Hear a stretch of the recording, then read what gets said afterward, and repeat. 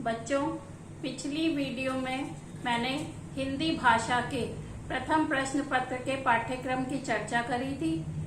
प्रथम प्रश्न पत्र को पढ़ने से पहले हमें भाषा के विषय में जानना बहुत जरूरी है कि भाषा क्या है। भाषा हमारे मन के जो भाव होते हैं और जो विचार होते हैं उनकी अभिव्यक्ति का एक माध्यम होता है। भाषा क्या होती है?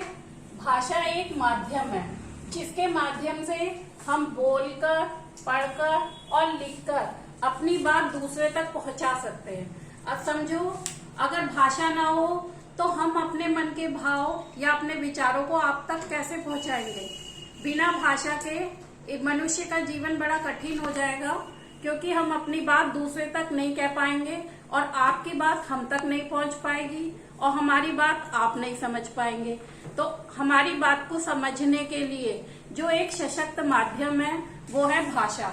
भाषा को हम बोलकर व्यक्त करते हैं, पढ़कर व्यक्त करते हैं और लिखकर अपनी बातों को व्यक्त करते हैं। तो भाषा की क्या विशेषता है कि भाषा संचार का माध्यम है।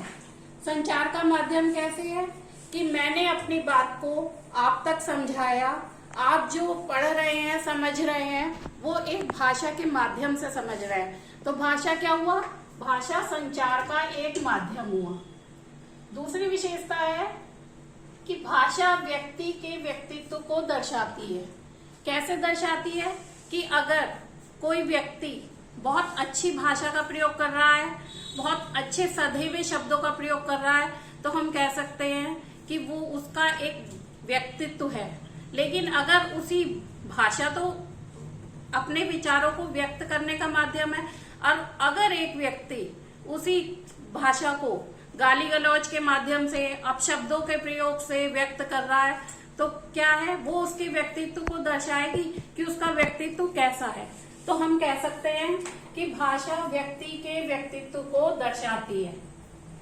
तीसरा, हम इस प्रकार समझ सकते हैं कि भाषा संस्कृति का विकास करती है। संस्कृति का विकास कैसे करती है कि एक संस्कृति से दूसरी संस्कृति को जो हमें प्राप्त होता है वो भाषा के माध्यम से होता है।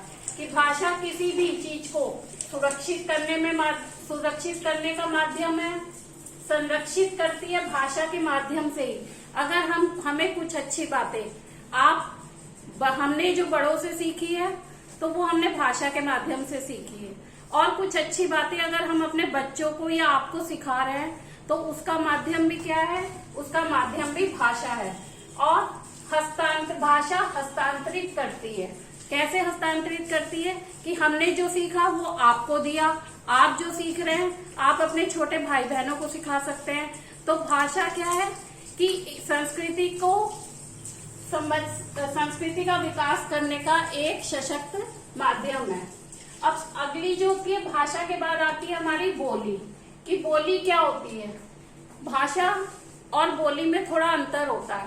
बोली छोटे से क्षेत्र में बोले जाने वाली भाषा, कि जैसे कि हम ग्रामीण क्षेत्र के रहने वाले हैं, हर गांव में अलग अलग प्रकार की बोलियों का प्रयोग होता है।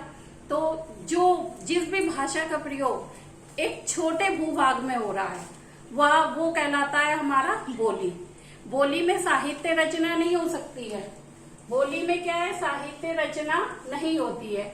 लेकिन अब अगर हम कहें कि अवधि एक बोली है और अवधि में साहित्य रचना हुई है, तो जब किसी बोली में साहित्य रचना होने लगती है तो उसे वो उपभाषा का रूप ले लेती है। वो ना कि बोली होती है, वो क्या होती है? वो एक उपभाषा का रूप ले लेती है। तो अब लिपि, अगला आता है हमारा लिपि। कि लिपि क्या है? भाषा क्या था? भाषा हमारे मन के भावों और विचारों की अभिव्यक्ति का एक माध्यम था, जिसके द्वारा हम अपनी बात आप तक पहुंचा रहे हैं और आपकी बात हम तक पहुंच रही है। आपको कोई समस्या है, पढ़ने में समस्या है या और भी किसी तरीके की समस्या है, तो आप हमसे जिस माध्यम से बात कर रहे हैं वो है भाषा। और भाषा जो एक छोटे से भूभाग में बोली जा रही है वो है बोली। अब आता है लिपि। कि लिपि क्या होती है? कि जब भाषा की अभिव्यक्ति के लिए लिपि का जन्म होता है।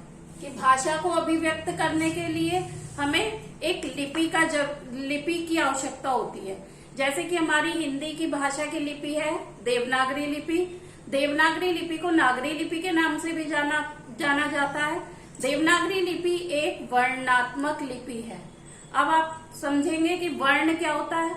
वर्ण होता है भाषा की सबसे छोटी इकाई। भाषा की सबसे छोटी इकाई को हम वर्ण कहते हैं, जिसके हम खंड नहीं कर सकते।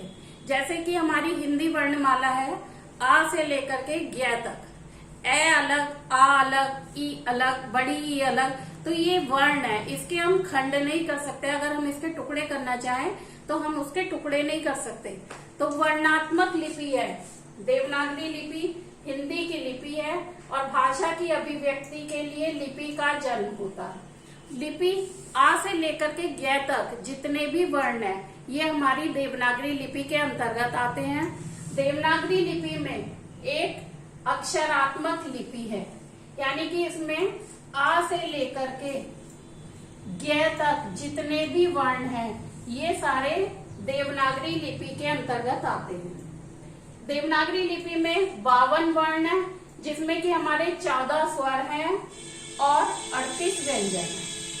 देवनागरी लिपि एक नागर लिपि के नाम, देवनागरी लिपि को हम नागर लिपि के नाम से भी या नागरी लिपि के नाम से भी जाना जा सकता है। अगली वीडियो में हम देवनागरी लिपि की विशेषताएं और देवनागरी लिपि की वैज्ञानिकता के विषय में अध्ययन करें।